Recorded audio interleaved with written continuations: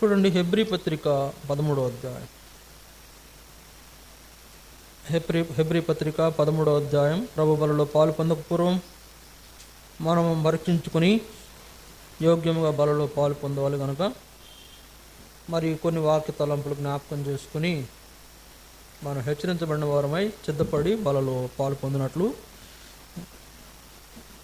మనం ఒక వాక్యాన్ని చదువుకుందాం. చూడండి, హెబ్రీ 13వ అధ్యాయం 16వ వచనం.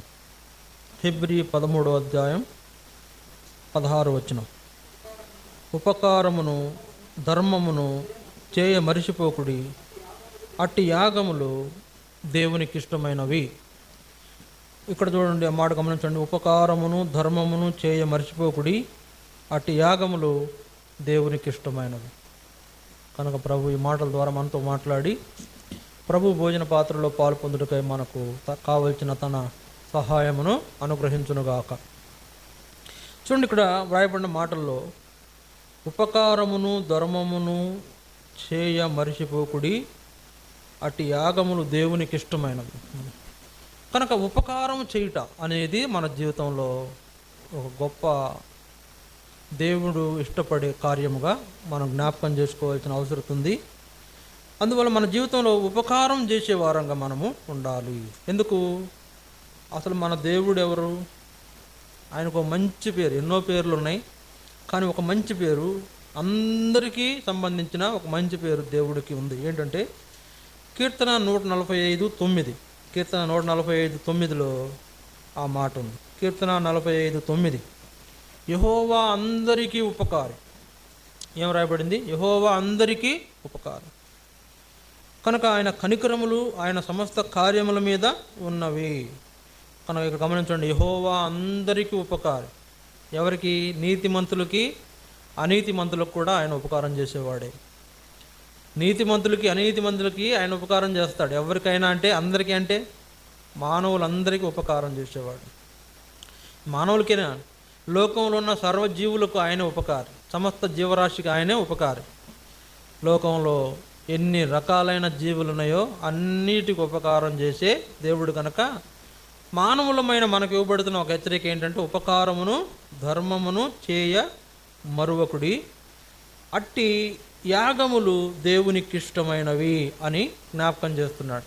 కనుక ప్రభు బలలో మనం పాలు పొందక పూర్వం మన విషయాలు పరీక్షించుకుని పాలు పొందవలసిన వారుగా ఉన్నాము. ఉపకారమును ధర్మమును చేయ మరిచిపోకుడి అంటే దేవుడికి ఇష్టమైన కార్యం. అది చెయ్యడం అనేది మన జీవితంలో తప్పనిసరిగా ఉండాలి. ఉంటుందా లేదా? ఎందుకంటే దేవుడు ప్రతిదీ లెక్కలో తీసుకొస్తాడు, ప్రతి విషయం లెక్కలో తీసుకొస్తాడు. ఇతరులకు ఉపకారం చేసేటువంటి వారంగా ఉంటున్నామా లేదా అనేది పరీక్షించుకోవాలి. స్వలాభాపేక్ష కొంత మానుకొని ఏం చేయాలా? ఇతరుల అవసరతల్లో కూడా మనం పాలు పొందాలి. ఇప్పుడు ఇతరులు ఎవరైనా ఇబ్బందులు ఉన్నారనుకోండి, వారిని పరామర్శించాలి. వారికి ఎవరైనా కష్టాల్లో ఉంటే వారి కష్టాల్లో మనం ఆదుకోవాలి.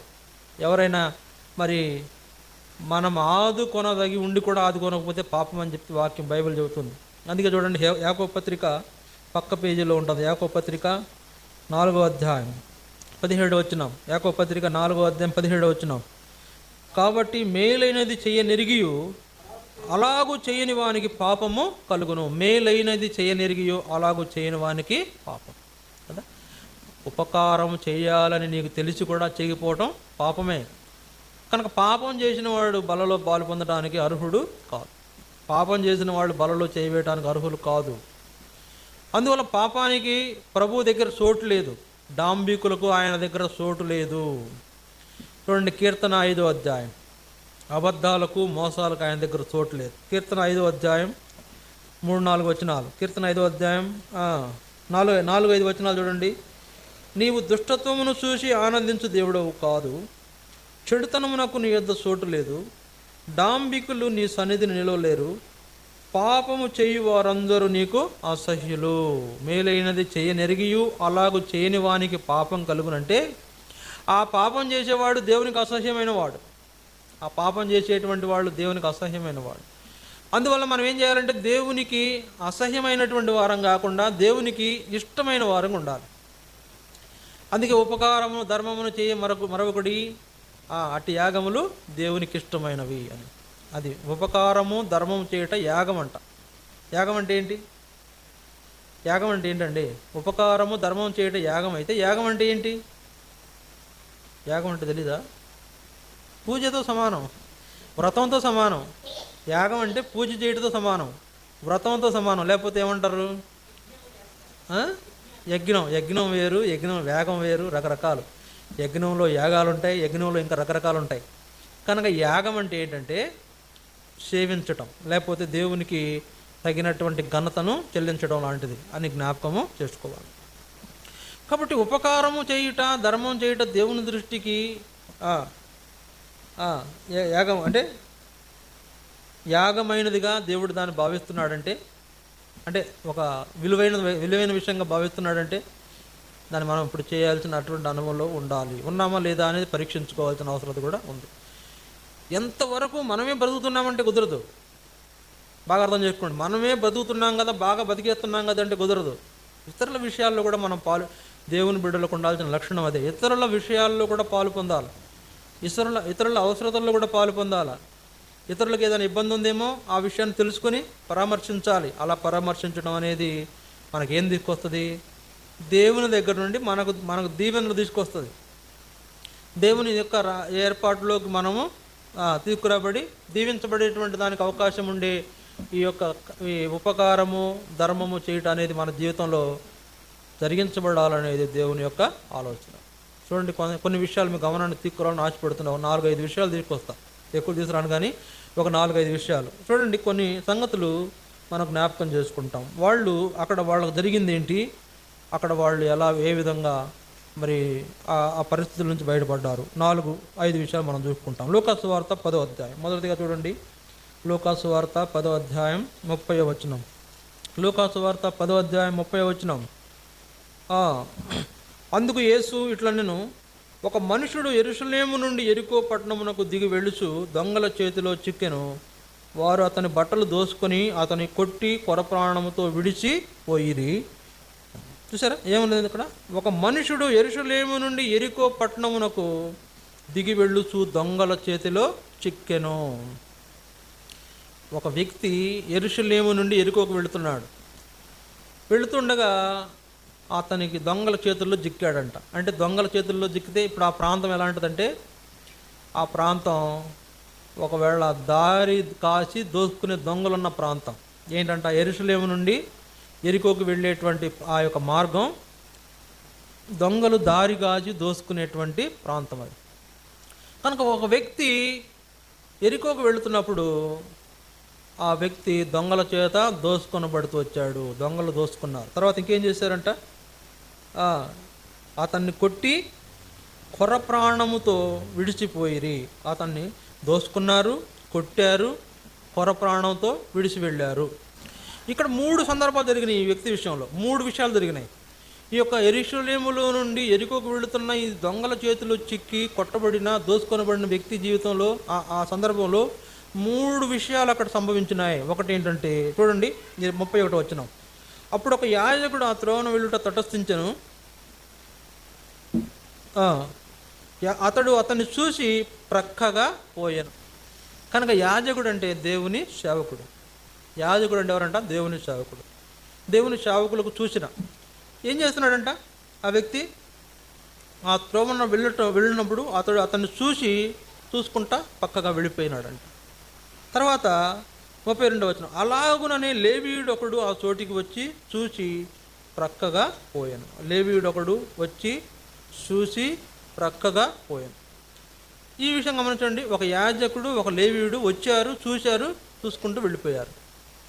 కానీ 3వ వ్యక్తి చూడండి 33వ వచనం. అయితే ఒక సమరయుడు ప్రయాణమైపోవుసు అతడు పడి ఉన్న చోటికి వచ్చి అతనిని చూచి అతని మీద జాలిపడి దగ్గరికి పోయి నూనెయు ద్రాక్ష రసమును పోసి అతని గాయములను కట్టి తన వాహనం మీద ఎక్కించి ఒక పూటకోళ్ల వాని ఇంటికి తీసుకుని పోయి అతనిని పరామర్శించను. మర్నాడు అతడు 2 దేనారములు తీసి ఆ పూటకోళ్ల వానికిచ్చి, ఇతని పరామర్శించుము, నీవింకేమైనాను ఖర్చు చేసిన ఎడల నేను మరలా వచ్చినప్పుడు అది నీకు తీర్చేదనని అతనితో చెప్పి పోయెను.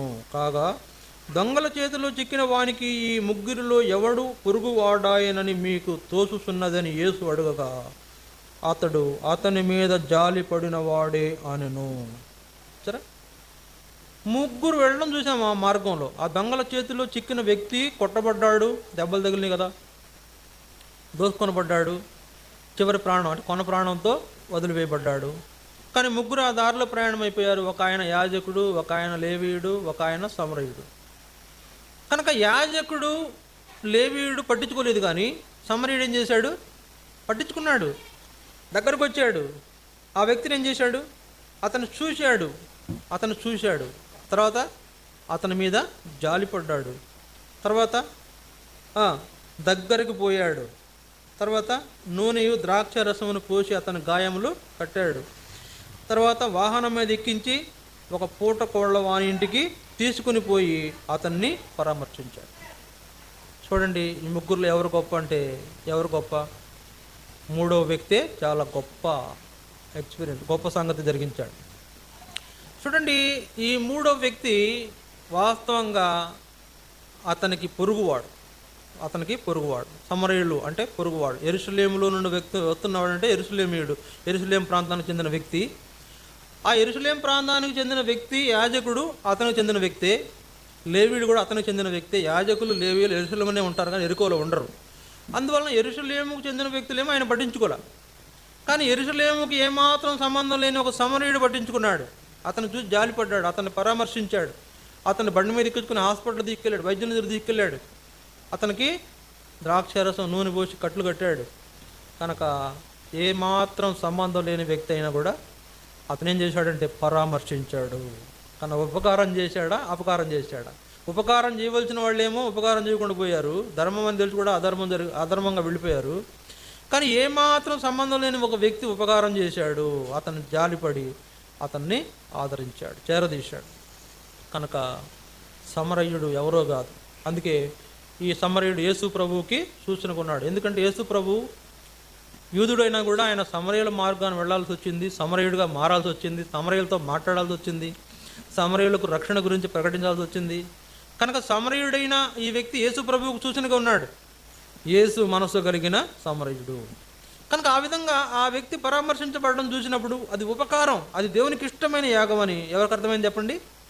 సమరయుడికి అర్థమైంది. ఏమాత్రం మందిరంతో సంబంధం లేనివాడికి విషయం అర్థమైంది, సరే. లేకపోతే అసలు పట్టించుకోవాల్సిన వాళ్ళు పట్టించుకోకుండా ఏమాత్రం సంబంధం లేని పట్టించుకున్న వాడికి అర్థమైంది విషయం. ఇతన్ని మనం ఏం చేయాలి? ఉపకారం చేద్దాం, ఇతనికి ఉపకారం చేద్దాం. ప్రియులారా, మనం ఉపకారం చేసేవాళ్ళం, అపకారం చేసేవాళ్ళం. కొంతమంది ఈ రోజులు ఎలా ఉంటున్నారంటే మేలు చేసిన వాళ్ళకు తిరిగి ఏం చేయాలా? మేలు చేయాలా. కానీ ఏం చేస్తున్నారు? మేలు చేసిన వాళ్ళకు కూడా కీడు చేస్తున్నారు. ఇదంతా భయంకరంగా ఉంది. మేలు చేసిన వాళ్ళకు కూడా కీడు చేస్తున్న దినాలు, ఉపకారం పొంది కూడా అపకారం చేస్తున్న దినాలు, వాళ్ళ వల్ల ప్రయోజనం పొంది కూడా ఏమాత్రం వీళ్ళకి ఉపయోగకరంగా ఉన్నటువంటి వాళ్ళుగా ఉన్నటువంటి మనుషులున్న దినాలు. కనుక ఉపకారం చేస్తున్నాము, అపకారం చేస్తున్నాము అంటే ఆ యాజకుడి వలె, లేవీయుడి వలె మనం కూడా పట్టించుకోకుండా వెళ్ళిపోతే అపకారమే చేస్తున్నాం, అది దేవునికి ఇష్టమైంది కాదు. కనుక సమరయుని వలె మనం పట్టించుకుని ఆ వ్యక్తికి పరామర్శ చేస్తే ఉపకారం చేస్తున్నాం, అదే దేవునికి ఇష్టమైన కార్యం. కనుక ఆ సమరయుడు యేసు ప్రభు లాంటి మనసు కలిగినాడు. అందుకే ఇంకో విషయం కూడా ఏం చెప్పుకోవాలంటే, ఇక్కడ యేసు ప్రభు ఆల్రెడీ అప్పటికే ఆ సమరయాన్ని దర్శించాడు, సమరయాల్లో రక్షణ కార్యం జరిగించాడు. ఆ వారిలో ఆయన నిజమైన లోకరక్షకుడు ఈయనే అని వాళ్ళు తెలుసుకున్నటువంటి వాళ్ళుగా సమరయులు ఉన్నారు. అందువల్ల ఈ మారు మనసు పొందినటువంటి సమరయుడే ఇప్పుడు ఏమైంది? అక్కడ ఉపకారం చేసిన అనుభవంలోకి వచ్చాడు. రక్షణ కార్యం జరిగించబడిన తర్వాత కూడా మనం కూడా ఇలాంటి ఉపకారం చేసేటువంటి అనుభవంగా కలిగిన వారుగా ఉండాలనేది దేవుని యొక్క ఆలోచన. ఉపకారం చేస్తున్నాము, అపకారం చేస్తున్నాం. ఎవరెట పోతే మనకెందుకు అనుకుంటున్నామా? ఇబ్బందులు ఉన్నారని కూడా చూసి కూడా పరామర్శించి వెళ్ళిపోతున్నామా? అది మనం పరీక్షించుకోవాల్సిన అవసరం. కనుక యేసు ప్రభు అడిగాడు, ఈ ముగ్గురులో ఈ ముగ్గురు వచ్చారు కదా, వీళ్ళలో పొరుగువాడు ఎవడయ్యా అంటే చివరివాడే అన్నాడు ఆయన. చివరివాడే.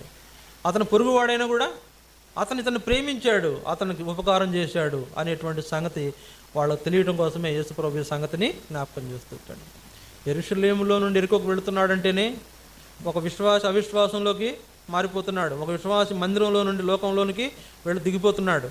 ఒక విశ్వాసి దేవునిలో నుండి పాపంలోనికి జారిపోతున్నటువంటి సందర్భం జ్ఞాపకం చేస్తుంటే అతను దోస్తుని పడుతున్నాడని తెలిసి కూడా అతన్ని మనం ఉపకారం చేసి అతన్ని కాపాడకపోతే, రక్షించకపోతే అది మనకు ఏంటంట పాపమే. మేలైనది చేయనెరిగియో అలా చేయని వానికి పాపం. ఉపకారం చేయాల్సిన వ్యక్తికి ఉపకారం చేయకపోవడం పాపమే. అపకారం చేయడం మహాపాపం. ఉపకారం చేయకపోతే చేయబడు. కొంతమంది ఇంకొక సంగతి ఏంటంటే, వీడియో ఏమైనా ఉన్నాయా, మనకేమైనా ఉన్నాయా, దొరికితే తీసుకుని వెళ్ళిపోయాడు కొంతమంది ఉంటారు. వచ్చిన కాడికి సార్లే చిల్లరా అని వెళ్ళాడు. కొంతమంది రోడ్ యాక్సిడెంట్ జరుగుతుంది అనుకోండి, నైట్ జర్నీలో ఎక్కడో ఊరు బయట రోడ్ యాక్సిడెంట్ జరిగితే ఆ యాక్సిడెంట్ అయిన వ్యక్తి పడిపోయి ఉన్నారు అనుకోండి. ఏం చేస్తున్నారు కొందరు, వెళ్ళిపోయి ముందు ఆ నగలన్నీ ఒలిచేసుకుంటున్నారు. ఒంటి మీద నగలన్నీ ఒలిచేసుకొని మరి కొంతమంది ఏమో అంబులెన్స్ పిలిపించి వీళ్ళు ఏదో మొత్తంగా చేస్తారు. కొంతమంది అసలు శాంతం ఏమాత్రం పడించుకొని వెళ్ళిపోతారు. వాళ్ళ కొనప్రాణుతున్న వాళ్ళు పాపం సరైన సహాయం, అంబులెన్స్ రాక, వైద్య సహాయం దొరక చనిపోయేవాళ్ళు కూడా ఉన్నారు. ఇది అపకారం, చాలా ఘోరమైన అపకారం. అది దేవునికి ఇష్టమైంది కాదు, అది సాతాను యొక్క కార్యం. కనుక అటు వారికి పాపమే కాబట్టి అది వాళ్ళకి ఏం చేస్తుంది, వాళ్ళని నాశనం చేసేదిగా ఉంటుంది. కనుక మనం ఉపకారం చేసేవారిగా ఉండాలి అని చెప్పడమే ఇక్కడ ఈ సందర్భంలోని ముఖ్యమైన ఉద్దేశం. పరామర్శించాలి. వాడు ఎలాంటి పరిస్థితుల్లో ఉన్నాడో చూసి పరామర్శించాలి. పలకరించండి, తప్పేముంది, పలకరించండి. ఈ రోజుల్లో ఎలా అయిపోయిందంటే పరిస్థితి, ఈ ఒక్కింటి వాళ్ళు పక్కింటి వాళ్ళని పలకరించుకోలేకపోతున్నారు. ఇరుగు పొరుగు వాళ్ళే పలకరించుకోలేకపోతున్నారు. పట్టించుకోకుండా ఈ విధమైన బాండింగ్ని వాళ్ళు ఏం చేస్తున్నారంట, కట్ చేసేసుకుంటున్నారు. అది అపకారం చేయడం అవుతుంది. ఉపకారం ఏంటంటే నీ పక్కనవాడు, నీ పొరుగువాడు మంచిగా ఉన్నాడా చెడ్డగా ఉన్నాడా అని చూసి ఆ వ్యక్తిని పరామర్శించడమే ఉపకారం. అలాంటి వారుగా మనం ఉండాలని ప్రభు కోరుతున్నాం. ఒకవేళ లేకుంటే ఏం చేయాలా, ప్రభువా నన్ను జ్ఞాపకం చేసుకో, నేను ఉపకారిని కాదు అపకారిని, కనుక నన్ను జ్ఞాపకం చేసుకోయా, నన్ను మన్నించు అని ప్రభు దగ్గర క్షమాపణ కోరుకొని మనం బలలో పాలు పొందవలసిన వారుగా ఉంటున్నాం. ఇది మొదటి సంగతి. రెండవ సంగతి చూడండి, మత్తయి సువార్త 25:35 వచనం. మత్తయి సువార్త 25వ అధ్యాయం 35వ వచనం. దానికి ముందు 34వ వచనం చూడండి. 34వ వచనం. అప్పుడు రాజు తన కుడివైపున ఉన్న వారిని చూచి, నా తండ్రి చేత ఆశీర్వదించబడిన వారులారా, రండి, లోకం పుట్టినది మొదలుకొని మీ కొరకు సిద్ధపరచబడిన రాజ్యమును స్వతంత్రించుకొనుడి. నేను ఆకలిగొంటిని, మీరు నాకు భోజనం పెట్టితిరి, దప్పిగొంటిని, నాకు దాహం ఇచ్చితిరి, పరదేశినయ్యుంటిని, నన్ను చేర్చుకుంటిరి, దిగంబరినయ్యుంటిని, నాకు బట్టలు ఇచ్చితిరి, రోగినయ్యుంటిని, నన్ను చూడవచ్చితిరి, చెరసాలలో ఉంటిని, నా యొద్దకు వచ్చితిరని చెప్పును. అందుకు నీతిమంతులు, ప్రభువా, ఎప్పుడు నీవు ఆకలి కొనియుండుట చూసి నీకు ఆహారం ఇచ్చితిమి, నీవు దప్పికొని ఉండుట చూసి ఎప్పుడు నీకు దాహం ఇచ్చితిమి, ఎప్పుడు పరదేశివైనట చూసి నిన్ను చేర్చుకుంటుమి, దిగంబరివైనట చూసి బట్టలు ఇచ్చితిమి, ఎప్పుడు రోగివై ఉండటైనను చెరసాలలో ఉండుటైనను చూసి నీ యొద్దకు వచ్చితిమని ఆయనను అడిగెదరు. అందుకు రాజు, మిక్కిలి అల్పులైన ఈ నా సహోదరులలో ఒకనికి మీరు చేసితిరి కనుక నాకు చేసితిరని నిశ్చయముగా మీతో చెప్పుచున్నానని వారితో. ఇక్కడ జ్ఞాపకం చేసుకుంటే ఈ సందర్భం, కొందరిని గురించి చేసుకురబెట్టి అన్నాడు, నా తండ్రి చేత ఆశీర్వదించబడిన వారులారా, నా తండ్రి చేత ఆశీర్వదించబడిన వారులారా. చూడండి, దేవుని చేత మనం ఆశీర్వదించబడాలంటే, మనము దీవించబడాలంటే, మన కుటుంబం దీవించబడాలంటే, మన యొక్క మరి ఇంటిలో దేవుని ఆశీర్వాదాలు ఉండాలంటే యేసు ప్రభు అక్కడ పిలుస్తున్నాడు. ఏమంటే, నా తండ్రి చేత ఆశీర్వదించబడిన వారులారా రండి. రండి. ఒకవేళ ఆయన రెండని ఎవరిని పిలుస్తాం చెప్పండి? రెండని ఎవరిని పిలుస్తాం? ఇష్టమైన వాళ్ళని. కొండని ఎవరిని అంటాం? కష్టమైన వాళ్ళని. ఈయన నా తండ్రి చేత మీరు ఆశీర్వదించబడిన వారు రండి, రండి, లోకం పుట్టినది మొదలుకొని మీ కొరకై సిద్ధపరచబడిన ఈ రాజ్యంలోనికి మీరు స్వతంత్రంగా వెళ్ళిపోండి. ఈ అనుభవంలో ఎవరుంటారు చెప్పండి? అక్కడ 35 వచనం నుంచి చూస్తాం మనం.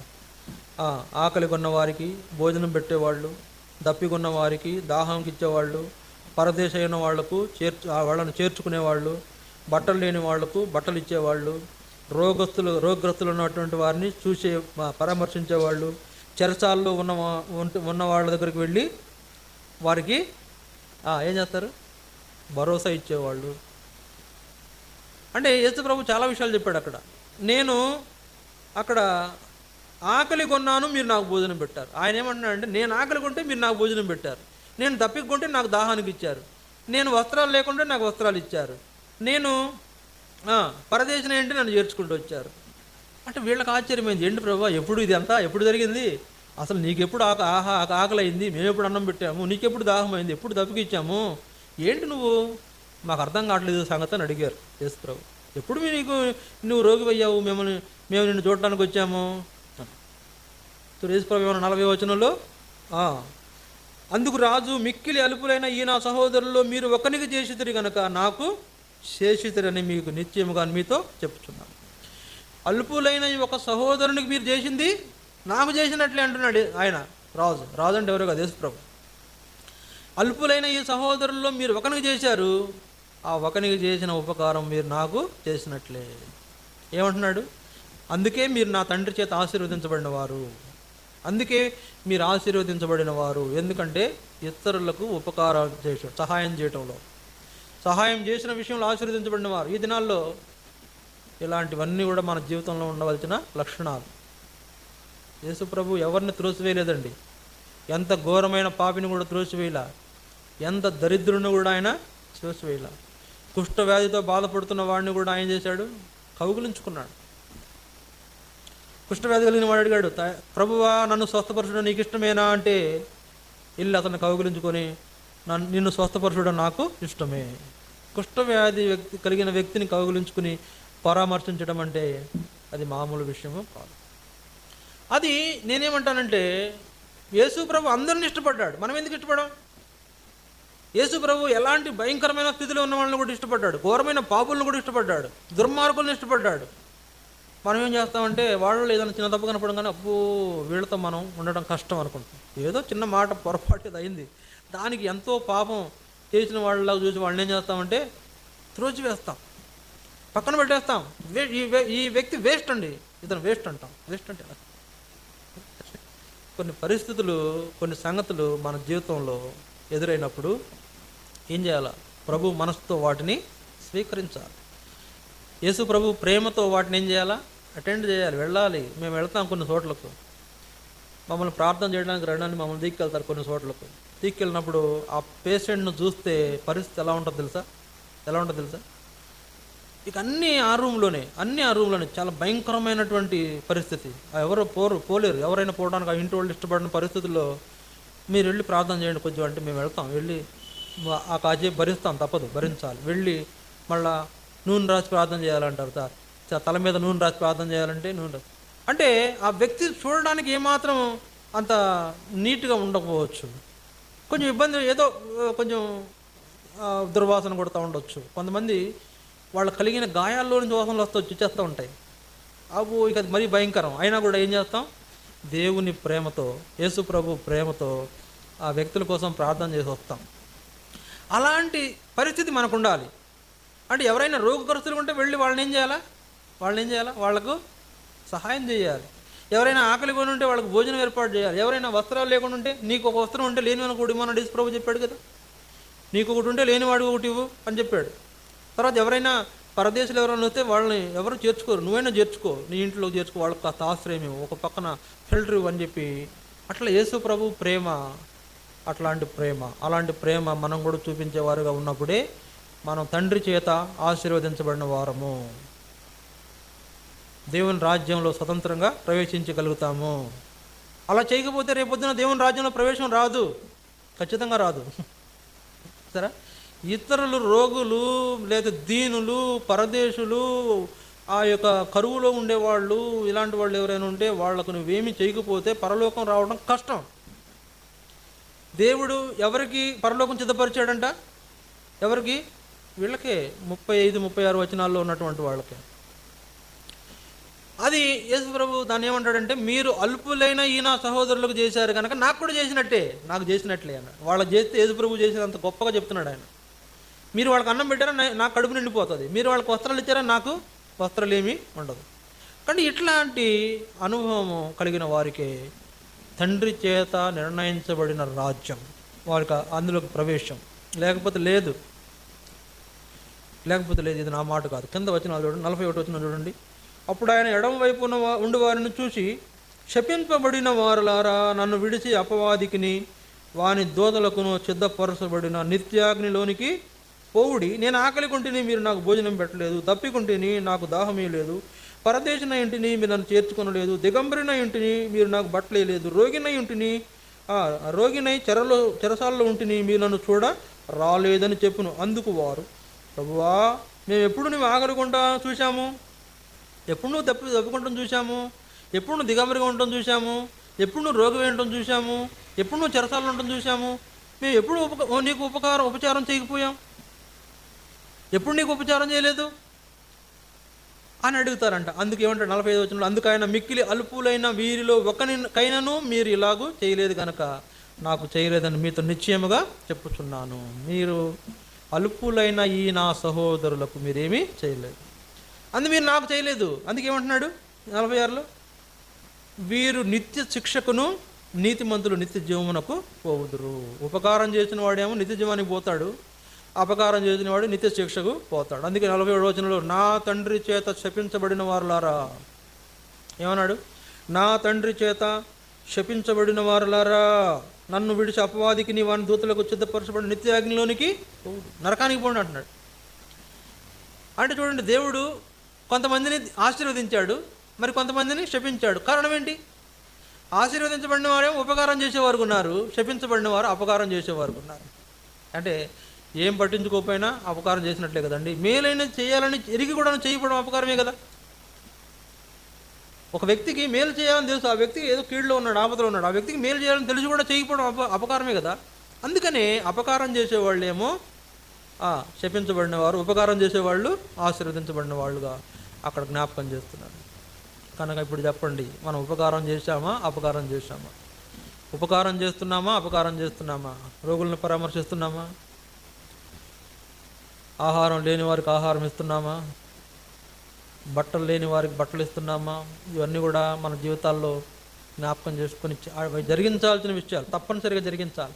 చూడండి, ఇతరుల అవసరతల్లో మనం పాలు పొందకపోతే శపించబడిన వారి జాబితాలో నెట్టేస్తున్నాడు మనం దేవుడు. కనుక ఇతరుల విషయంలో వారికి ఉన్న ఇబ్బందుల్లో వారిని పరామర్శిస్తేనే ఆశీర్వదించబడిన వారుగా చేస్తున్నాడు. మనం ఇతరుల అవసరతల్లో పాలు పొందుతున్నామా లేకపోతే పాలు పొందట్లేదా పరీక్షించుకుని మనం పాలు పొందేవారు ఉండాలి అనేది జ్ఞాపకం చేయబడుతోంది. ఇది రెండవది. మూడవది చూడండి, దేవుని వాక్యంలో యాకోబు పత్రిక 1వ అధ్యాయం, యాకోబు పత్రిక 1వ అధ్యాయం 27వ వచనం. యాకోబు 1వ అధ్యాయం 27వ వచనం. తండ్రి అయిన దేవుని ఎదుట పవిత్రమును నిష్కళంకమునైన భక్తి ఏదనగా దిక్కులేని పిల్లలను విధవరాండను వారి ఇబ్బందిలో పరామర్శించుటయు ఇహలోక మాలిన్యము తనకంటకుండా తను తాను కాపాడుకొనుటయునే. దేవుని ఎదుట పవిత్రమును నిష్కళంకమైన భక్తి ఏదంటే విధవరాండ్రను పరామర్శించాలి, విధవరాండ్రలను పరామర్శించాలి.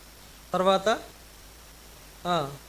దిక్కులేని పిల్లలను పరామర్శించాలి, దిక్కులేని పిల్లలను పరామర్శించాలి, విధవరాండ్రను పరామర్శించాలి. ఏం వాళ్ళిద్దరిని రాశాడు? మరి వృద్ధులైన వారిని పరామర్శించమని రాయాలి అక్కడ, చూసారా? వృద్ధులైన వారిని, దిక్కులేని పిల్లలంటే తల్లిదండ్రులు లేని వాళ్ళు, అనాథలు. విధవరాండ్రంటే భర్తలను పోగొట్టుకున్న వాళ్ళు. వాళ్ళని ఏం చేయాలంట? నిజమైన భక్తికి ఇదే సూచన. విధవరాండ్రను పరామర్శించుట, అనాథలైన పిల్లలను చేరదీయుట, ఇదే నిజమైన భక్తి. ఇది చేయకపోతే మనలో భక్తి ఉన్నట్టు కాదండి. చాలా భక్తిహీనులం, గుర్తుపెట్టుకోవాలి, చాలా భక్తిహీనులం. దిక్కులేని పిల్లలను వారి ఇబ్బందిలో జ్ఞాపకం చేసుకోవాలి. విధవరాండ్రంటే ఇక ఈ రోజుల్లో పరిస్థితి మరీ దారుణంగా ఉంది. భర్త చనిపోయాడంటే కొన్ని పిల్లలు ఉన్నా కూడా ఏం చేస్తున్నారు?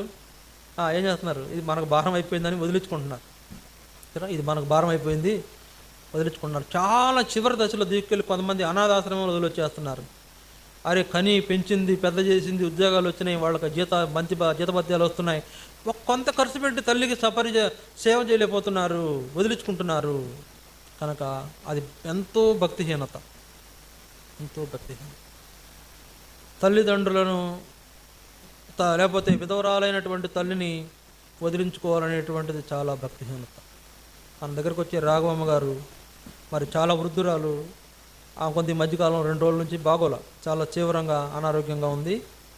మరి మాటలు లేవు, చూపు లేదు. అందువలన మరి నిన్న మధ్యాహ్నం ఫోన్ చేశారు ఈ టయానికి. నేనేదో వేరే ఊర్లో ఉండటం వలన రావడం కుదరలేదు, కానీ రాత్రి పొద్దుపోయిందంట 7:30 ఆ టైంలో వచ్చి వెళ్ళి చూసి పరామర్శించాం. ప్రార్థన చేయడానికి వెళ్ళి ప్రార్థన చేస్తుంటే ఆ పరిస్థితి చూసినప్పుడు కొద్దిగా నాకు ఇబ్బంది అనిపించింది. ఏమో మీ అమ్మే కదా, కాస్త వరండాలో పెట్టుకోండి.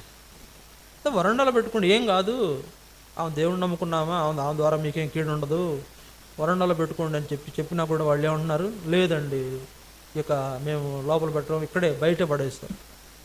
కనుక విషయం ఏంటంటే అది దేవుని దృష్టికి భక్తి కలిగిన వాళ్ళు చేసే పని కాదు. సరే, వాళ్ళకు లోకస్తులు వాళ్ళకి తెలియదు కనుక చెప్పాం. దేవుణ్ణి నమ్ముకుంది, చాలా గొప్ప జీవితం దేవుడు ఆమెకి ఇచ్చాడు, అంతేకాదు ఉన్నంతకాలం ఇక్కడ దేవుని కొరకు జీవించింది, రేపొద్దున చనిపోతే దేవుని దగ్గరికి వెళ్తుంది, ఆమెకేమీ నరకమేం లేదు, పరలోకం పోయామా, మీరు ఇట్లా చేయడం మంచిది కాదని కూడా చెప్పాంలే. కానీ మరి వాళ్ళకి వేరే వేరే ఆలోచనలు ఉన్నాయి కనుక బయట కనీసం ఏదైనా పట్టాన్ని కట్టి పెట్టడం అని చెప్పి వెళ్ళాం, అంతకంటే మేమేం చేయలేకపోయాం. ఏదో చెప్తున్నానంటే ఆమె విధవరాలు, తనకు పెనిమిట్లేడు, ఎంతో కాలం నుంచి పెనిమిట్లేడు. తన బిడ్డలు ఇక్కడ ఉన్నారంటే వేరే ఊర్లో ఉండేది, వాస్తవంగా దేవరపల్లి అన్న ఊర్లో ఉండేది. మేమే చెప్పాం, మా అమ్మాయికి వచ్చేసేయి, నీ కూతురు ఉన్నారు కదా వాళ్ళు చూసుకుంటారు, మేము కూడా ఉంటాం కదా, ప్రార్థన చేసుకుందాం వచ్చేసేయి అంటే మా ఆట మీద వచ్చింది. అట్లానే చాలా మంచిగా ప్రార్థనలు చేసేది, బాగుండేది. ఏదో చివరిలో కొద్దిగా ఆమె మీద కొంచెం వేరే అభిప్రాయం కలిగిన భక్తిపరు రాలేదు. ఏదో ముసలితనంలో కొంచెం తెలియక అమాయకత్వంగా కొన్ని పనులు చేసి ఉండొచ్చు, కానీ పర్వాలేదు, దేవుని ఏర్పాట్లు ఉన్న. ఈమె విషయమై వాళ్ళ పిల్లలు చేసింది నాకు కొద్దిగా నచ్చల. మరి మనం ఏం చేయగలుగుతాం, మనం ఏం చేసినా వాళ్ళు పూర్తిగా మనమే చేసేస్తారు. సరే, మీరు బాధ్యత ఉంటుంది కాబట్టి మీరు ఇట్లా చేయాలని కొన్ని హెచ్చరికలు చేసి వచ్చాంలే, కానీ సరైన మరి రెస్పెక్ట్ అంటే బాధ్యత తీసుకోవట్లా. కనుక ఈ దినాల్లో ఈ విధవరాళ్ల పక్షంగా దేవుడు ఏం చేస్తాడంట, విధవరాళ్ల పక్షంగా నేను వ్యాజ్యం ఆడతానని చెప్పాడు ఆయన. ఇంకెవరి పక్షంగా నేను పోట్లాడతానని చెప్పలా. దిక్కు లేని పిల్లల పక్షంగాను విధవరాళ్ల పక్షంగా నేను వ్యాజ్యం ఆడతానని చెప్పాడు. తల్లిదండ్రులు లేని పిల్లల పక్షంగా నేను వ్యాజ్యం ఆడతాను, విధవరాళ్ళైనటువంటి వారి పక్షంగా నేను వ్యాజ్యం ఆడతానని వాళ్ళ తరపు నుండి పోట్లాడతాడంట దేవుడు. వాళ్ళ తరపు నిలబడి పోట్లాడతాడంట. కనుక అటువంటి వారిని వారి ఇబ్బందిలో పరామర్శించుట, లోకమాలిన్యం ఏది మనకు అంటకుండా చూసుకోవడమే నిజమైన భక్తి. కనుక అలాంటి భక్తి మన జీవితంలో కూడా ఉండాలంటే ఏం చేయాలా, అనాథలను ఆదరించండి, విధవరాళ్లను ప్రోత్సహించండి, మేమున్నాం మా ధైర్యంగా ఉండండి అని చెప్పండి. తప్పేముంది, మేమున్నాం ధైర్యంగా ఉండండి అని చెప్తే ఆ ప్రోత్సాహం చేత వాళ్ళు కొంచెం ధైర్యంగా ఉంటారు. కొంతకాలమైనా ధైర్యంగా ఉంటారు, కొంచెం ధైర్యంగా ప్రభు కొరకు సిద్ధపడతారు. అవసరమైతే ప్రభు టైం అయితే తిక్కిలిపోతాడు, అది వేరే సంగతి. కానీ ఉన్నంతకాలం వారు మన ద్వారా పరామర్శించబడటం అనేది జరగటమే నిజమైన భక్తి. ఆ నిజమైన భక్తి మన జీవితంలో ఉందా లేదా అంటే పరీక్షించుకోవాలి. ఉందా లేదా? ఇతరులను వారి ఇబ్బందుల్లో చూడండి, మనం పరామర్శించడానికి బదులు ఏం చేస్తాం, మనం కొంత అభిప్రాయం ఇట్లా వస్తుంది. నాకు కొంచెం రాఘవమ్మ గారి మీద కోపం వచ్చిన మాట నిజమే, కానీ తర్వాత ఆమె మళ్ళీ వచ్చి అయ్యా కొంచెం బాగాలేదా ప్రార్థన చేయాలంటే మళ్ళీ సర్లే మామ ప్రార్థన చేద్దామని ప్రార్థన చేసి పంపించాను. ఎంత నన్ను కొంచెం వేరేగా మాట్లాడి నేనేమి పెట్టుకోకుండా పోయి ప్రార్థన చేసాం, పలకరించాం. మరి కొంత మన మందిరంకి వచ్చినప్పుడు కూడా ప్రార్థన చేసుకోవాలి, మామ ధైర్యంగా ఉండాలని ధైర్యం చేసి పంపించాం. ఇట్లా పరామర్శించడం అనేది జరగాలి. జరిగినప్పుడే అది మనల్ని భక్తి పరులుగా చూపిస్తుంది. అలాంటి భక్తి మన జీవితంలో కూడా కలిగి ఉండాలంటే దిక్కులోని పిల్లలను విధవరాలను పరామర్శించవలసిన వారుగా ఉంటున్నాం. ఒకవేళ చేదరించుకోవద్దు. వాస్తవంగా నేను అనొచ్చు, ఎందుకు వచ్చాయో కూడా అనొచ్చు, కానీ అనలేకపోయాను నేను. ఎందుకంటే అంతే, దేవుని ప్రేమ అట్లాంటిదే. ఎంత తృణీకరించినా యేసుప్రభు ఎవరిని దోచేయలేదు కదా, అందుకని ఏమనలేకపోయాం. కొంతమంది చెప్తానంటే ఆమె గట్ట జరగాల్సిందే ఏంటంట, నన్ను ఇంత మాట అంటదా, ఆమె గట్ట జరగాల్సిందే అంటారు. ఒక పాస్టర్ గారు ఉన్నాడు, ఆయన అంటాడంట, మీరు నన్ను ఏదన్నా అన్నా, మీరు నా మాట వినకపోయినా మీకు ఏమైందంట, మీ కాళ్ళు ఇరిగిపోను, మీ చేతులు ఇరిగిపోను, మీకు యాక్సిడెంట్ అయిపోను అంటాడంట. అట్లా అనకూడదు, అది భక్తి కాదు, అట్లా అనకూడదు. కొంచెం తెలుసో తిరిగి కొన్ని తప్పులు చేస్తారు, సరే మరి మనం ఏం చేయాలా, వాటన్నింటిని తొలగించుకొని వాళ్ళ విషయంలో పరామర్శించేవారుగా ఉండాలి. అందువల్ల దిక్కులేని పిల్లలను విధవరాలను వారి ఇబ్బందుల్లో పరామర్శించడం అనేది కూడా జరగవలసిందిగా ఉంది. ఇది 3. 4 చూడండి. 4వది రోమాపత్రిక 12వ అధ్యాయం 13వ వచనం. రోమా 12:13 పరిశుద్ధుల అవసరములలో పాలు పొందుచు శ్రద్ధగా ఆతిథ్యము ఇచ్చుచుండుడి. పరిశుద్ధుల అవసరములలో పాలు పొందుచు శ్రద్ధగా ఆతిథ్యము ఇచ్చుచుండుడి. పరిశుద్ధుల అవసరతల్లో పాలు పొందాలి. పరిశుద్ధుల అవసరతలు అంటే, పరిశుద్ధులు అంటే ఎవరు? దేవుని పిల్లలు, దేవుని చేత నిర్ణయించబడిన వారు, తండ్రి చేత ఆశీర్వదించబడిన వారు. వారి అవసరతల్లో మనం పాలు పొందేవారుగా ఉండాలి. మొదట ఎవరిని చూసాం మనము?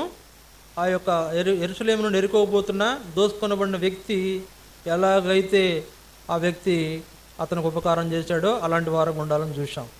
రెండోదిగా మనం ఏం చూసాం?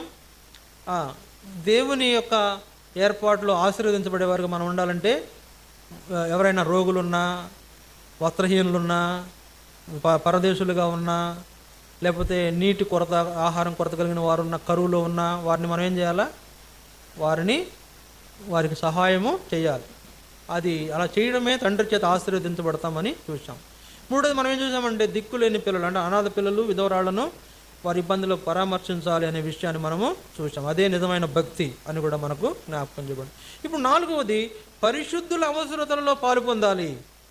పరిశుద్ధుల అవసరతలు అంటే దేవుని పిల్లలైన వారు, దేవుని పిల్లలుగా చేయబడిన వారు ఎవరుంటారో రకరకాల ఇబ్బందులు ఉంటాయి. చూసారా? ఇప్పుడు మనకేదో సౌకర్యంగా ఉందని అందరికీ సౌకర్యంగా ఉండదు కదండి.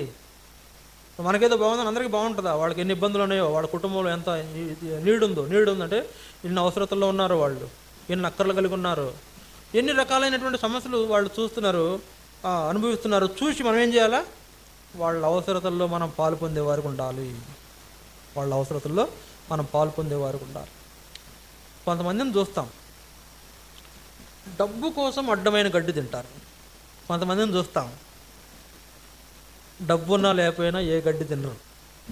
సరే, కొంతమందిని చూస్తాము, డబ్బు కోసం అడ్డమైన గడ్డి తింటారు. కొంతమందిని చూస్తే డబ్బు కోసం, డబ్బులున్నా లేకపోయినా ఏ అడ్డమైన గడ్డి అంటే ఏ విధమైన తప్పుడు విధానాన్ని ఉంచుకోరు.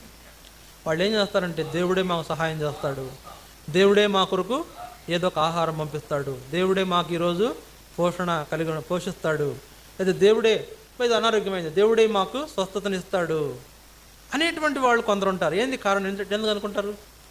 వాళ్ళ దగ్గర ఏదో ఆర్థిక ఇబ్బంది ఉంది, వాళ్ళకి ఏదో డబ్బు కొరత ఉంది, లేకపోతే వాళ్ళకి ఎవరు సహాయం చేసేవాళ్ళు లేరు. అటువంటి వారి యొక్క అవసరతల్లో పాలు పొందుడు కూడా పరిశుద్ధులుగాను ఉండవడానికి గుర్తు. నువ్వు పరిశుద్ధుడు ఉండడానికి గుర్తు ఏంటంటే, ఇతరుల పరిశుద్ధుల అవసరతల్లో నువ్వు పాలు పొందే వ్యక్తికి ఉంటావు. ఎవరే ఇబ్బందులు ఉన్నారు? రాఘవమ్మ గారు ఇబ్బందులు ఉన్నారు. వాస్తవంగా ఆమె డబ్బులు ఉన్నాయి, ఆమె డబ్బులు ఉన్నాయి, కానీ ఇప్పుడు ఆ డబ్బున్న ఉపయోగం లేదు. ఇప్పుడు ఆమెను మనం పరామర్శించవలసిన వారంగా ఉంటున్నాం. లేదా ఇంకెవరు కొంతమంది వేరు వేరు సమస్యల్లో ఉన్నారు, వారిని మనం ఏం చేయాలా? దేవుని బిడ్డలైన వారి గురించి చెప్తున్నాను నేను. దేవుని మందిరంకి వచ్చేవాళ్ళు ఒకవేళ ఒక ఆదివారం మందిరం రాలేదు, ఎందుకు రాలేదు అక్కగారు, ఏంటి సంగతి, ఏమైంది, మీకు ఏమైనా ప్రాబ్లమా అని అడిగి తెలుసుకోవాలి. కొద్దిగా ముఖంలో ఆనందం లేదు, ఏంటబ్బా ఇంత డల్గా ఉన్నారు ఈరోజు, ఏమైనా ఇబ్బంది ఉందా, ఏంటి మీరు ఇంత నీరసంగా ఉన్నారు, ఏమైనా ప్రాబ్లమా అని అడిగి తెలుసుకోవాలి. వారి అవసరం ఏంటో గుర్తించాలి. గుర్తించి వాళ్ళని ఏం చేయాలా?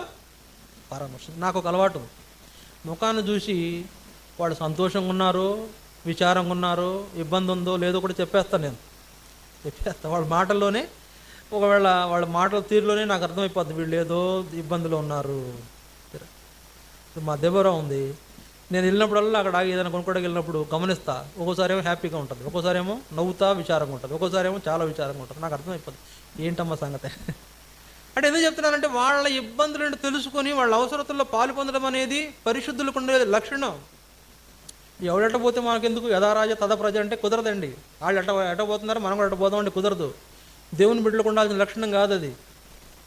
అదే మనవాడే మన మందిరంకి వచ్చేవాడు నా పక్కన కూర్చుంటాడు, నిన్న బాగానే ఉన్నాడు, ఈరోజు ఏంటి ఇంత విచారంగా ఉన్నాడు, ఏంటి బ్రదర్ ఏమైంది ఏమో చెప్తాడు. జ్వరం వచ్చిందనో, లేకపోతే మా ఇంట్లో ఆర్థిక పరిస్థితులు బాగాలేదనో, లేకపోతే మా ఇంట్లో కొద్దిగా కరువుగా ఉంది, ఇబ్బందిగా ఉందని చెప్తాడు. ఓ అట్లనా, ఏం చేయాలా? ఇదిగో బ్రదర్ నా దగ్గర 1000 రూపాయలు తీసుకోండి అని ఇవ్వగలగాలి. ఇప్పుడు నీ దగ్గర 1000 రూపాయలు అయితే ఏం చేయాలి? పర్లేదు బ్రదర్, పర్లేదు, ప్రార్థన చేద్దాం, మనం ప్రార్థన చేద్దాం, కలిసి ప్రార్థన చేయండి, తప్పే ఉంది. ఉంటే ఇవ్వచ్చు, తప్పులేదు. ఒకళ్ళు లేకపోతే ఏం కంగారు పడొద్దు. మా సేవకుడు ఒక మాట చెప్పాడు మాకు, ఏంటంటే ఇతరులు ఇబ్బందుల్లో ఉంటే నువ్వు వాళ్ళ దగ్గరికి వెళ్ళి వాళ్ళతో ముందు పలకరించు. నువ్వు వెళ్ళడమే వాళ్ళకు కొండంత అండ, నువ్వు అక్కడికి వెళ్ళటమే అబ్బో మా బ్రదర్ వచ్చాడని చాలా అండగా అనిపిస్తుంది వాళ్ళకు. 2 పలకరిస్తావు కదా, పలకరించిన తర్వాత నీ దగ్గర ఏమైనా ఉంటే చేతిలో పెట్టు, ఖర్చులు కుంచుకొని చేతిలో పెట్టు. ఇంకా ఆనందపడిపోతాడు. సొంత బంధువు వచ్చినట్టుగా ఆనందపడిపోతాడు. తన రక్త సంబంధం వచ్చిన అంత ఆనందపడ్డాడు. కానీ నువ్వు ఇట్లా చేయంగానే నాకు బ్రదర్ ఉన్నాడు చాలు ఇంకా అన్నట్లు ఆనందపడిపోతాడు. ఒక 100 రూపాయలు చేతిలో పెట్టు. రెండోది, ఒకవేళ నీ దగ్గర 100 రూపాయలు లేవో పర్వాలేదు, ప్రార్థన చేద్దాం, ధైర్యంగా ఉండు, మేము ఉన్నాం, ప్రార్థన చేద్దాం. ఈ మూడోదే చాలా గొప్పగా అతనిలో పనిచేస్తాడు. నీ దగ్గర డబ్బు అతనికి ఏమంతా ఇది కాదు, కానీ లేకపోతే నువ్వేదో పలకరించావని వచ్చిన ధైర్యం కంటే కూడా మూడో సంగతి ప్రార్థన చేద్దాం. దేవుడు ఉన్నాడు మనకు, ఆయన విడిచిపెట్టేవాడు కాదు, ప్రార్థన చేద్దాం. ఇది ఎంతో ఆ వ్యక్తి చాలా త్వరగా కోలుకోవడానికి ఒక కారణం అవుతుంది. మాకు చెప్పాడు మా సేవకుడు అన్నగారు. అందువలన వెళ్ళి ముందు పలకరించండి. ఫస్ట్ అయ్యో నా దగ్గర ఏం లేదని ఉండిపోయేకండి కూడా వెళ్ళి పలకరించండి. రెండోది, ఉంటే ఒక 100 రూపాయలు చేతులు పెట్టండి. అది కూడా అంతకంటే మించి మూడోది, ప్రార్థన చేద్దాం. దేవుడు ఉన్నాడు మనకు, దేవుడు సాయం చేస్తాడు, ప్రార్థనకు రండి, అందరం కలిసి ప్రార్థన చేద్దాం అని చెప్పితే ఆయనకు 1000 ఏనుగుల బలం వచ్చేస్తుంది. కనుక అట్లా మాకు నేర్పించారు. అందువలన ఇతరుల పరిశుద్ధులైనటువంటి వారి అవసరతల్లో మనం పాలు పొందేటప్పుడు ఈ 3 రకాలైన విషయాలు గుర్తుపెట్టుకోవాలి. ముందు పలకరించండి. ఫస్ట్ విభేదాలున్న పలకరించండి. రెండోది, ఏమైనా చేయగలిగితే చేయండి. మూడవది, చెయ్యగలిగింది ఒకటి ఉంది, ప్రార్థన చేయండి. ఈ 3 చేయకపోతే నువ్వు పరిశుద్ధుల జాబితాలో లేనట్లే. మనకు జ్ఞాపకం చేసుకోండి ప్రియులారా, పరిశుద్ధుల అవసరతల్లో అంటే మన తోటి విశ్వాస అక్కర్లో మనం పాలు పొందాలి. మనం మంచి బట్టలు కట్టుకున్నాం, వాడు మంచి బట్టలు కట్టుకోలేదు. అరే పాపం ఈ బ్రదర్ ఏంది పండగకి బట్టలు కట్టుకోలేదు, అంటే క్రిస్మస్ పండుగ వచ్చింది కదా కొత్త బట్టలు కొంటారు, ఏంటి కొనుక్కోలేదు బ్రదర్, హెల్ప్ చేయండి, తప్పే ఉంది. లేకపోతే నువ్వు ఇంట్లో చికెన్ బిర్యానీ చేసుకున్నావు, అతనికి ఏం లేదు పాపం పప్పుచారు కాసుకున్నాడు, పార్సల్ పంపించండి. ఇదే పరిశుద్ధుల అవసరతల్లో పాలు పొందడం అంటే, ఒకరికొకరు సహవాసం చేయటం అంటే, ఐక్యత కలిగి ఉన్నారనడానికి గుర్తిదే. అలాంటి వారుగా పరిశుద్ధుల అవసరతల్లో పాలు పొందడం అనేది మనలను నిజమైన పరిశుద్ధులుగా మనలను చేసేదిగా ఉంటుంది. ఇది 4వ సంగతి. 5వ సంగతి చూడండి, చిన్న మాట చదివి ముగిస్తాను. లూకాసు వార్త 9వ అధ్యాయం 53వ వచనం. లూకాసు వార్త 9వ అధ్యాయం 53వ వచనం. ఆయన యెరూషలేమునకు వెళ్ళ నభిముఖుడైనందున వారు ఆయనను చేర్చుకొనలేదు. ఆ మాట గమనించండి. ఆయన యెరూషలేమునకు వెళ్ళ నభిముఖుడైనందున వారు ఆయనను చేర్చుకోలేదు. ఎవరైనా? యేసు ప్రభువుని చేర్చుకోవాలి. యేసు ప్రభువుని చేర్చుకోలేదంట అక్కడ. అందుకే ఆయన అంటున్నాడు కింద వచనాల్లో చూడండి, 9వ అధ్యాయము 58వ వచనం చూడండి. 58వ వచనం. అందుకు యేసు నక్కలకు బొరియలను ఆకాశ పక్షులకు నివాసములను కలవు కానీ మనుష్య కుమారునికి తలవాల్చుకున్నట్టుకు ఆయనను స్థలము లేదని అతనితో చెప్పాను. మనుష్య కుమారునికి తల వాల్చుకోవడానికైనా స్థలము లేదు. యేసు ప్రభువుని మనం చేర్చుకునే వారంగా ఉండాలి. ఆయన పేదవాడేం కాదు, లేకపోతే ఏమి లేనివాడేం కాదు. ఆయన మన రక్షకుడు, ఆయన మన ప్రభువు. ఆయన మన కొరకు తన ప్రాణాన్ని బలిగా అర్పించడానికి ఇష్టపడి పరలోకాన్ని విడిచిపెట్టి వచ్చినవాడు. ఆయన తన ఐశ్వర్యాన్ని విడిచి ఈ లోకంలో మనలను ఐశ్వర్యహీనులైన మనలను ఐశ్వర్యవంతులు చేయడానికి వచ్చినవాడు. కనుక ఆయనను చేర్చుకోని వారంగా ఉంటున్నాము. యేసుప్రభుని చేర్చుకోలేకపోవడం ఏంటండి? యేసుప్రభుని చేర్చుకోలేకపోవడం, మన ఇంట్లో యేసుప్రభుని చేర్చుకోవాలి, మన హృదయంలో యేసుప్రభుని చేర్చుకోవాలి. ఏమడుగుతాడు? యేసుప్రభు ఎంత విచారంగా మాట చెప్పాడు చూడండి. ఆకాశ పక్షులకు గూళ్ళు ఉన్నాయి, నక్కలకు బొరియలు ఉన్నాయి, కానీ నాకు తలవాల్చుకోవడానికైనా స్థలం లేదు కనుకనే ఆ పడవ ప్రయాణాల్లో వాడు అమరం మీద తలబెట్టుకుని నిద్రపోయాడు. ప్రయాణాల్లో నిద్రపోయాడు, సముద్రాల్లో ఆ పడవలు వెళ్తున్నప్పుడు నిద్రపోయాడు. ఎవరు ఆయన చేర్చుకోలే. యేసు ప్రభువుని చేర్చుకొని వారుగా అక్కడ ఉన్నటువంటి పరిస్థితి మనకెందుకు జ్ఞాపకం చేయబడుతుందంటే, మనం ఒకవేళ యేసు ప్రభువుని చేర్చుకుని వారు ఉన్నాము. ఏమడుగుతాడండి ఆయన? వాడు మన ఇంటికి వస్తే ఏమడుగుతాడు? ఆయన ఏం అడగడు, మనకే ఇస్తాడు. యేసు ప్రభువుని చేర్చుకోవడం వల్ల ఆయన ఏం అడగడు, మనకే ఇస్తాడు. అరే మన ఇబ్బంది చూస్తాడు, అరే నా పిల్లలకి ఈరోజు సరైన ఆహారం లేదు, మీకు ఆహారము. ఆయన ఎక్కడ చూడడం తీసుకొస్తాడు. 5 రొట్టెలు 2 చిన్న చేపలు 5,000 మందికి పంచిపెట్టిన ఆయన మనకు ఆహారం ఇవ్వలేడా? కాబట్టి జ్ఞాపకం చేసుకుందాం ప్రియులారా, యేసు ప్రభువుని చేర్చుకోవాలి. అందుకే చూడండి, ఒక మాట చదివి వినిపిస్తాను. మత్తయి సువార్త 10వ అధ్యాయం మత్తయి సువార్త 10వ అధ్యాయం యేసు ప్రభువుని చేర్చుకోవడం ద్వారా కలిగే ప్రయోజనం చెప్తున్నాను నేను. మత్తయి సువార్త 10వ అధ్యాయం 40వ వచనం. మిమ్మును చేర్చుకునేవాడు నన్ను చేర్చుకొనును, నన్ను చేర్చుకునేవాడు నన్ను పంపిన వాడిని చేర్చుకొనును. ప్రవక్తను చేర్చుకునేవాడు ప్రవక్త ఫలమును పొందును. నీతిమంతుడని నీతిమంతుని చేర్చుకునేవాడు నీతిమంతుని ఫలం పొందును. మరియు శిష్యుడని ఎవడు ఈ చిన్నవారిలో ఒకనికి గిన్నెడు సన్నీళ్లు మాత్రం త్రాగనిచ్చునో వాడు తన ఫలం పోగొట్టుకున్నాడని నిశ్చయముగా మీతో చెప్పుచున్నాను. మిమ్మును చేర్చుకున్నవాడు నన్ను చేర్చుకొనును, నన్ను చేర్చుకున్నవాడు నన్ను పంపిన వాడిని కూడా చేర్చుకుంటున్నాడు. యేసు ప్రభువుని లేకపోతే మీ సేవకుడిని, పాస్టర్ గారిని మీ ఇంట్లోకి చేర్చుకున్నట్టు ద్వారా కలిగే ప్రయోజనం ఏంటంటే విస్తారమైన ఫలం కలిగేదిగా ఉంది. ఇక అది ఎంత అనేది నువ్వే అంచనా వేసుకోవాలి. ఆ విస్తార ఫలం ఎంత అనేది నువ్వే అంచనా వేసుకోవాలి, నువ్వే లెక్క కట్టుకోవాలి. యేసు ప్రభువుని ఇప్పుడు సేవకుడిని చేర్చుకుంటే యేసు ప్రభువుని చేర్చుకున్నట్టే, యేసు ప్రభువుని చేర్చుకుంటే దేవుడిని చేర్చుకున్నట్టే, దేవుడిని చేర్చుకుంటే అక్కడ అయిపోవాలి లెక్క. పరిశుద్ధాత్మను చేర్చుకున్నట్టే. సేవకుడు, యేసు ప్రభు, దేవుడు, పరిశుద్ధాత్మ వీళ్ళంతా ఇక్కడుంటే వాళ్ళు ఏం చేస్తారు? గాడిదలు కాస్తారా? దేవదూతలు, కోటాను కోట్ల దేవదూతలు కూడా నీ ఇంట్లోకి వస్తారు. ఒక సేవకుడు ఇంట్లో చేర్చుకున్నందువల్ల యేసు ప్రభు వస్తున్నాడు, దేవుడు వస్తున్నాడు, పరిశుద్ధాత్మ వస్తున్నాడు, కోట్ల కొలది దేవదూతలు నీ ఇంట్లోకి వస్తున్నారు. కోట్ల కొలది పరలోక సైన్య సమూహం నీ ఇంట్లోకి వస్తుంది. ఇంతమంది నీ ఇంటికి వస్తే నువ్వు వాళ్ళని చేర్చుకుంటే నీకు విస్తారమైన ఫలం. యేసు ప్రభు నీ ఇంట్లో ఉంటే గొప్ప సంగతి అండి, గొప్ప సంగతి. అక్కడ పరలోక సైన్య సమూహం నీ ఇంట్లోకి వచ్చిన కారణం చేత అక్కడుండే దురాత్మల సమూహం బారిపోయేది ఉంటుంది. నీ ఇంట్లో దురాత్మలు ఉన్నంత కాలం నీ ఇంట్లో ఏ మేలు చూడలేవు. దురాత్మలు తొలగిపోగానే పరలోక సంబంధమైనటువంటి వారు నీ ఇంట్లో ప్రవేశించగానే నీ ఇల్లంతా కూడా కళ్ళగా ఉంటుంది, ఇల్లు సమృద్ధితో నింపబడేది ఉంటుంది, నీ ఇల్లు దీవించబడేది ఇల్లుగా ఉంటుంది. యేసు ప్రభువుని చేర్చుకొని చూడండి, అర్థమవుతుంది. యేసు ప్రభు లేకపోతే తన దాసులైన వారిని చేర్చుకొని చూడండి, ఎంత ప్రయోజనాలు. నేను చాలాసార్లు గమనించానండి. ఏంటంటే మేము కొన్ని ఇళ్ళకెళ్ళి ప్రార్థన చేశాం. ఇప్పుడు గతంలో ఎప్పుడు కూడా కొన్ని ఇళ్ళకెళ్ళి ప్రార్థన చేసినప్పుడు ఆ ఇంట్లో ఏ సమస్య లేకుండా ఉండడం గమనించాం. వాళ్ళు మమ్మల్ని చేర్చుకుని మమ్మల్ని అక్కడ గౌరవించిన విధానాన్ని బట్టి కూడా కొన్ని ప్రయోజనాలు వాళ్ళు పొందారు. మేము కొన్ని ఇళ్ళకు వెళ్ళినప్పుడు కొంతమంది మమ్మల్ని చేర్చుకోలేని వారు ఉన్నారు. లేకపోతే మేము కుదరదండి, మాకు వేరే పనులు ఉన్నాం, మీరు ఇంకోసారి రండి అంటారు కొందరు. అలాంటి వాళ్ళకి నేనేం చెప్తానంటే, నీకు ఏ ఫలము దొక్కదు, ఉన్న ఫలాలు ఉన్నాయి కూడా పోగొట్టుకుంటావు అనేది అంటే దేవుని సేవకుడిని నీ ఇంటికి పిలిపించి ప్రార్థన చేయించుకుంటే కలిగేటువంటి లాభాలు నువ్వు కోల్పోతున్నావు.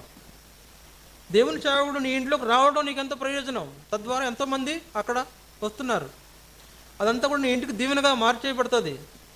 అలా జరగకుండా సేవకుడిని ఇంటికి పిలవకుండా, నేను రాత్రే మాట్లాడాను ఎవరితో వేసామని, మమ్మల్ని వాళ్ళ ఇళ్ళకి పిలిపించి ప్రార్థన చేయించుకోవడం మన దగ్గరికి వచ్చేవాళ్ళు అని. మా ఇంటికి ఒకసారి ప్రార్థన చేసుకోవాలా, ఒక సమస్య ఉంది, రండి ప్రార్థన చేద్దాం అని పిలవరేంటబ్బా అనిపించింది. చాలామంది కొన్ని ఇబ్బందులు ఉండడం వల్ల నాకు ఎలాంటి ఆలోచన వచ్చింది, మరి ఎందుకు సేవకుడిని పిలిపించి ప్రార్థనలు చేయించుకోవట్లేదు? ప్రార్థన చేస్తే ఎన్నో ఫలితాలు చూస్తారు. అందువల్ల దేవుని సేవకుడిని చేర్చుకోవాలా, దేవుని యేసు ప్రభువుని చేర్చుకోవాలా. అది దేవుణ్ణి చేర్చుకున్నట్టే ఆయనతో పాటు అందరూ నీ ఇంట్లో అడుగు పెడతారు.